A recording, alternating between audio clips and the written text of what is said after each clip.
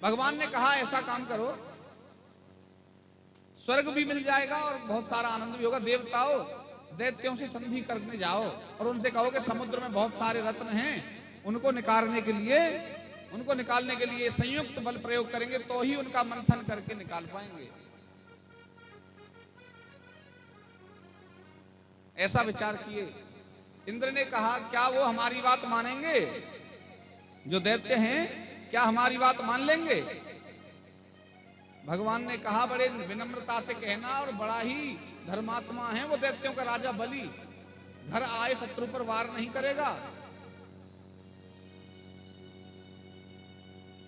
देवताओं ने भगवान की बात मानी, समुद्र मंथन के बारे में प्रस्ताव लेकर के राजा बलि के यहां पहुंचे।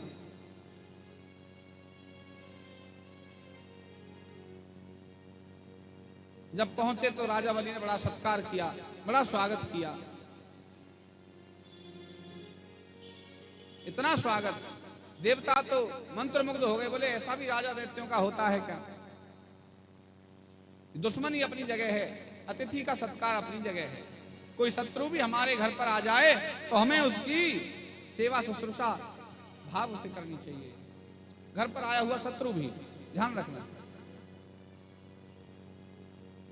बलि ने कहा, हे देवताओं, किस प्रयोजन से तुम्हारा मेरे यहां आगमन हुआ है?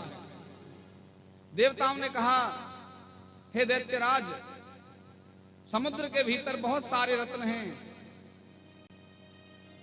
और हमारी इच्छा है कि उनको आपके साथ मिलकर के निकाला जाए। इंद्र ने जब ये बात कही तो राजा बलि बोले, हम कैसे विश्वास करें कि आप हमारे साथ छल नहीं करोगे?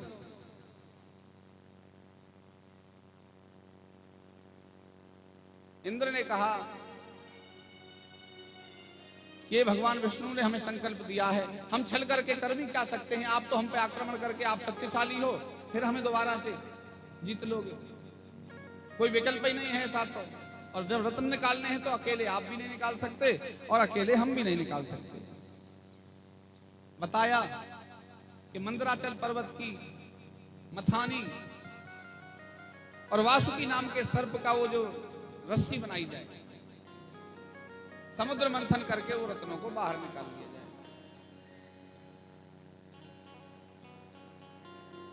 मंथन भी दुख का कारण है, समुद्र को मथने का काम ऐसा नहीं है, जिस चीज को आप मथेंगे तो उसे कष्ट तो होगा ही।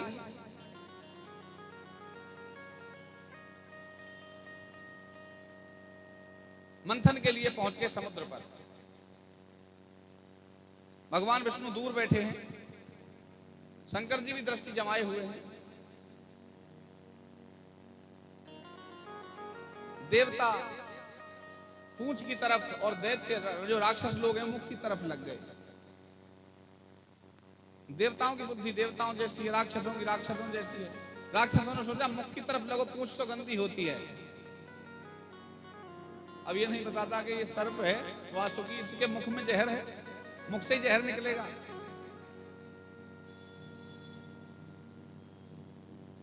तो बल भी कम होगा जब जहर तुम्हारी सांसों के द्वारा अंदर जाएगा। तो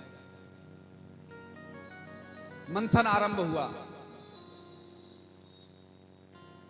सबसे पहले कालकूट नाम का विष निकला। उस विष से देवता और दैत्य दोनों मूर्छित होने लगे, प्रार्थना करने लगे, भगवान ये तो सब ये कैसा रत्न है जो हमें बेहोश करे जा रहा है।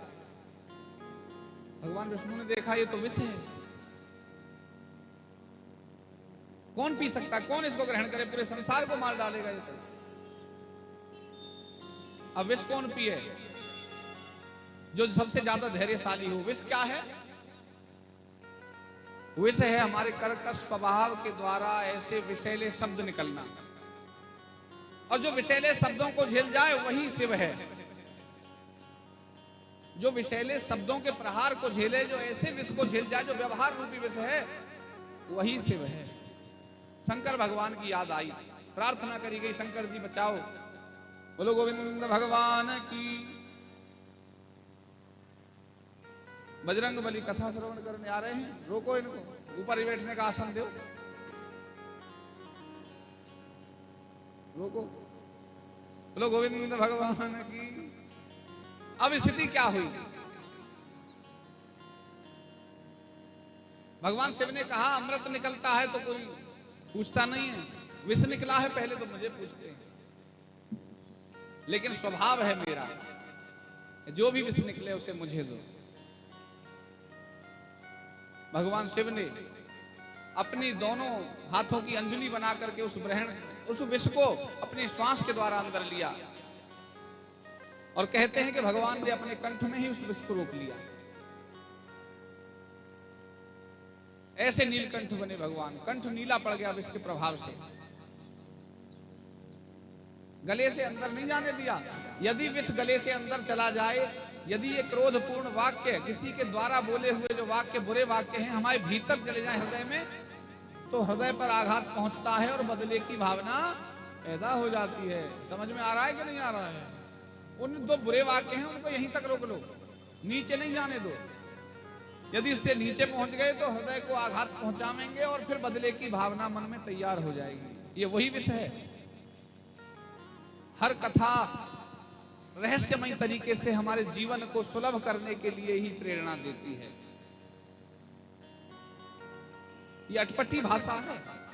कथाओं के माध्यम से हमको सिखाया गया है कि हमको करना क्या है। लीलाओं के अवतारों की लीलाओं के हिसाब से। अब क्या होता है? नीलकंठ भगवान शंकर ने विष अपने गले में धारण किया। इसके पश्चात हीरे पन्ने जवाहरात निकले। हीरे पन्ने जवाहरात भी जो स्वर्ग का सिंहासन पाए हैं उनको प्राप्त हों। जवाहरात स्वर्गवासी देवता नहीं थे, आज दैत्य थे। स्वर्ग पर कब्जा दैत्यों का उनको दे दिए गए। तीसरे स्थान में माता लक्ष्मी निकली। और दैत्य आपको कहें, देवता आपको कहें, हम वर्ण करेंगे। ब्रह्मा जी बोले कोई वर्ण नहीं करेगा, जिसका वर्ण ये करेगी वही इसका प्रतिवर होगा। लक्ष्मी जी माला लेकर के देखा, भगवान विष्णु दूर बैठे हैं। चारों तरफ घूमी और भगवान विष्णु के गले में ही माला पहना दी। बोलो गोविंद भगवान की जय। लक्ष्मीपति कमलापति नारायण लक्ष्मी जी के साथ अपना स्थान ग्रहण कर लिए। इसके बाद सारंग नाम का धनुष, ये सारंग धनुष भी भगवान नारायण ने ले लिया। इसके बाद निकली कौस्तुभ मणि, वो भी भगवान नारायण को ही दे दी। देवताओं ने कहा हम क्या करेंगे, राक्षस बोले ऐसी पत्थरों का हम क्या करेंगे। मणि की कीमत तो केवल जौहरी ही जाने। जौहरी कौन है? जो विद्वान है, जो ज्ञानी है, जो ईश्वरमय है, जो भक्त है। अब ये मणि क्या है? कौस्तुभ मणि क्या है? ये कौस्तुभ मणि ही नाम रूपी जवाहरात है। भगवान नाम रूपी जवाहरात। इसे ना तो राक्षस लेते हैं, देवता भी नहीं लेते, क्योंकि देवता तो अपने ऐसो आराम में लगे रहते हैं। आनंद लेना उनका काम है। वो जप नहीं कर सकते, वो ध्यान नहीं कर सकते। वो अच्छा भोजन पावेंगे, बिना कुछ करे उनको सब सुविधाएं उपलब्ध होती रहेंगी। गंदी चीजें उनके पास नहीं जाती हैं, बुरी। ऐसी देवताओं की जीवन की आवृत्ति है। पांचजन्य शंख निकला, वो भी भगवान विष्णु को। कामधेनु निकली, कामधेनु ऋषियों को दे दी। उच्चैश्रवा घोड़ा निकला। और राक्षस बोले बहुत देर से सब इधर उधर बांटा जा रहा है, ये घोड़ा हमारे राजा बलि को दिया जाए। उच्चैश्रवा घोड़ा राजा बलि को दे दिया। इसके बाद ऐरावत हाथी निकला। अब अगली बारी देवताओं की थी, तो अब तो मजबूरी है देवताओं के पास हाथी का जाना। अब राक्षस बड़े पश्चाताप करने लगे, बोले वो ये देवताओं को दे देते घोड़ा तो हाथी तो आ जाता।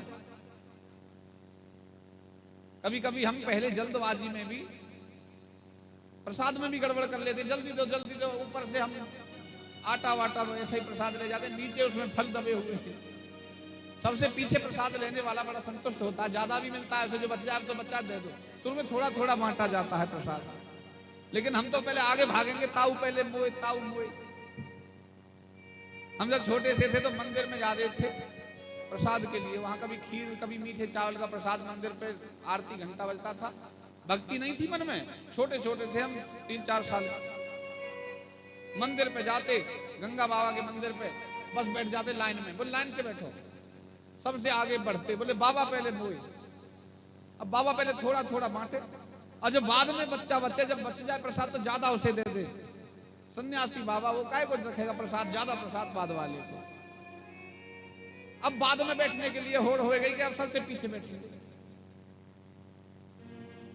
मंदिर के रास्ते तक बोले वो उसके पीछे, वो उसके पीछे, अगला वाला फिर सबके पीछे।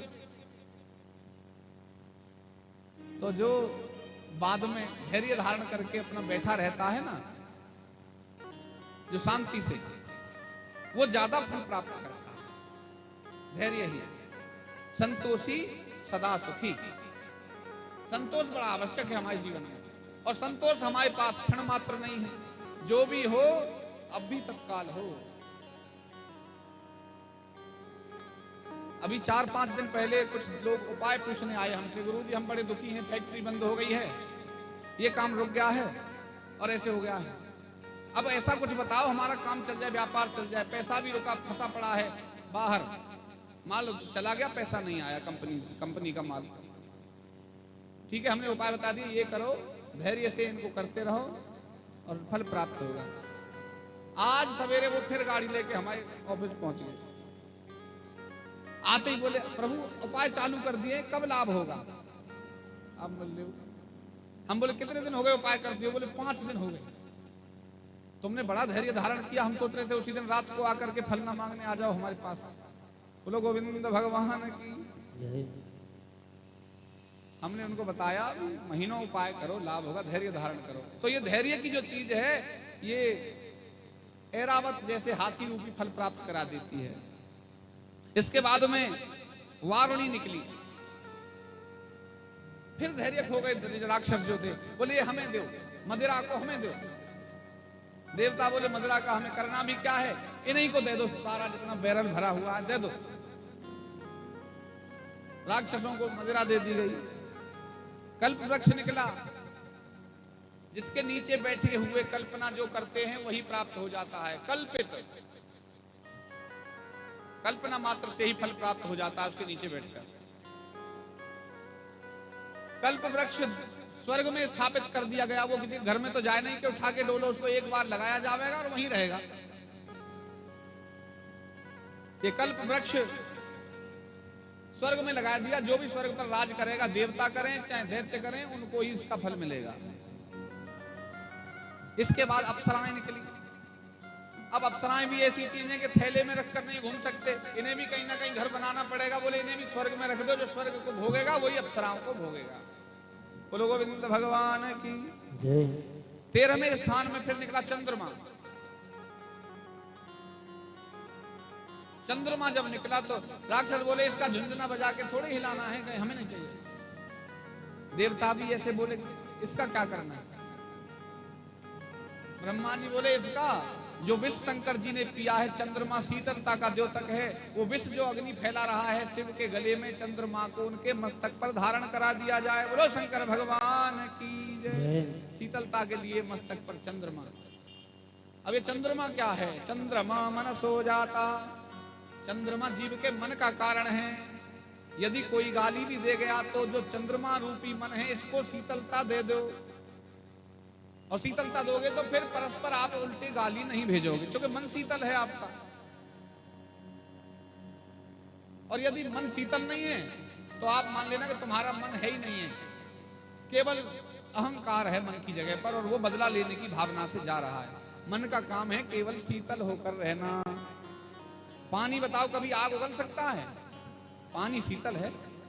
जब पानी न रहे तो वहां अहंकार रूपी मन का छलावा आकर के प्रत्यवार कराता है, प्रतिवार कराता है, उल्टा वार कराता है। बोलो गोविंद भगवान की। इसके बाद में धन्वंतरी निकले, और कैसे निकले? अमृत कलश के साथ में 14वीं बार में। अब धन्वंतरी से तो राक्षस जो थे दैत्य कलश छीन के भाग गए, बोले यही तो चाहिए था, भागो। अब देवता पीछे, अब राक्षसों की बराबर कौन दौड़े? ये जो बुरे लोग होते हैं बड़े तेज दौड़ते, रात को हाथ नहीं आते, डकैती डाल के, लूट करके, किसी को छेड़ करके बहुत तेज भागते हैं। वो अलग बात है कि भगवान की कृपा से सड़क पे दौड़ रहे होते हैं, भागे कोई ट्रक टक्कर मार जाए मर जाए, बाकी भागते बहुत तेज है।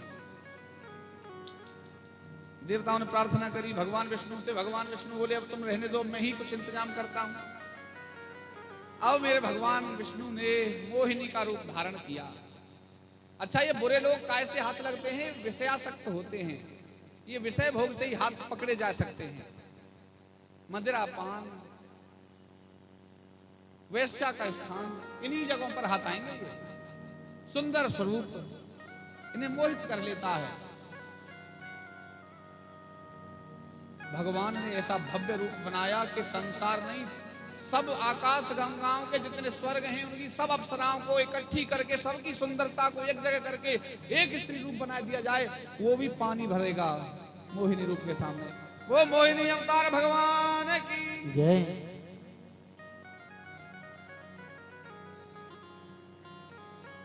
ऐसी प्रिया और मोहिनी रूप बनकर के राक्षसों के सामने जाकर के खड़ी हुई। अब जिसके स्वरूप को देख करके शिव आदि देवता भी मंत्र मुग्ध हो जाएं, तो ये राक्षस तो तुच्छ चीजें। अब राक्षस तो भ्रमित हो गए। अब वो अमृत भूल गए। अरे देवी आप कौन हो? बोले मेरा नाम मोहिनी है। क्यों आई हो? बोले ये मदिरा, ये जो कलश अमृत का है आपके हाथ में, इसे अपने इन सुंदर सुंदर हाथों से, सुंदर सुंदर अपने मुख से संगीत, होंठों से संगीत बोल करके गाते हुए तुम्हें अमृत पिलाऊंगी तो और आनंद आएगा। अब ऐसी मनमोहिनी अवतार भगवान विष्णु का मोहित कौन ना हो। तत्काल से राक्षसों ने वो कलश मोहिनी के हाथ में दे दिया। अब मोहिनी कभी इधर पलटे कभी उधर पलटे। अरे बोले तुम तो संसार के सबसे बड़े मूर्ख हो। ये कलश लेके भागे अमृत का, ऊपर तो इसमें पतला पतला भरा है। ये जो रस है अमृत का, ये ऊपर तो बहुत हल्का रस है, इसमें गाढ़ा तो नीचे रुका हुआ है। और बेईमानी भी बन गई। बताओ, पहले तुम इसको पी लेते, बाद में देवता को देखते तो वो गाढ़ा गाढ़ा वो पी जाते। अब पहले पीने के चक्कर में धोखा हो जाता। धैर्य धारण कर लो। कभी वहां घोड़ा लेके भाग गए, हाथी पीछे से इंद्र के पास पहुंच गया। ऐसे मत करो। मैं जो कह रही हूँ नीति से चलो। राक्षस बोले ये हमारे लिए बड़ा हित की बात कर रही है, नीतिवान स्त्री है, इसकी बात मान लो। बोले फिर क्या करना चाहिए? बोले पतला पतला देवताओं को पिलवा दो। बोले तो पिलाए और जल्दी गाढ़ा इधर ले आना। देवता भी लाइन में बिठा लिए, दैत्य भी लाइन में बिठा लिए, पंक्ति में बिठा लिए। इधर से अब आती है मोहिनी, भगवान विष्णु मोहिनी रूप देवताओं को पिलाते जाते हैं। अच्छा, एक राक्षस बड़ा चालाक उनमें, वो देवताओं की पंक्ति में बैठ गया। इतने कि चंद्रमा और सूर्य भगवान को कह पाए कि ये राक्षस है, इतने तो एक अंजलि भर करके अमृत पी गया। भगवान ने देखा कि सूर्य और चंद्रमा कुछ कह रहे हैं। बोले क्या हुआ? बोले ये राक्षस है, देवता का रूप बना के बैठा है। अब तो भगवान सुदर्शन चक्र निकाल करके उसके सर और धड़ के दो टुकड़े कर दिए, सर अलग धड़ अलग। लेकिन जो पी चुका था एक अंजलि अमृत, तो वो अमर हो गया। ना तो धड़ मरा ना सर मरा। सर अलग एक राक्षस हो गया, धड़ अलग एक राक्षस हो गया। अब ये जब भी सूर्य और चंद्रमा इसकी चपेट में आ जाते हैं, अमावस्या के दिन सूर्य ग्रहण और पूर्णिमा के दिन चंद्र ग्रहण होता है, ये राहु केतु ही को बदले की भावना से ग्रसते हैं। बोलो गोविंद भगवान की जय।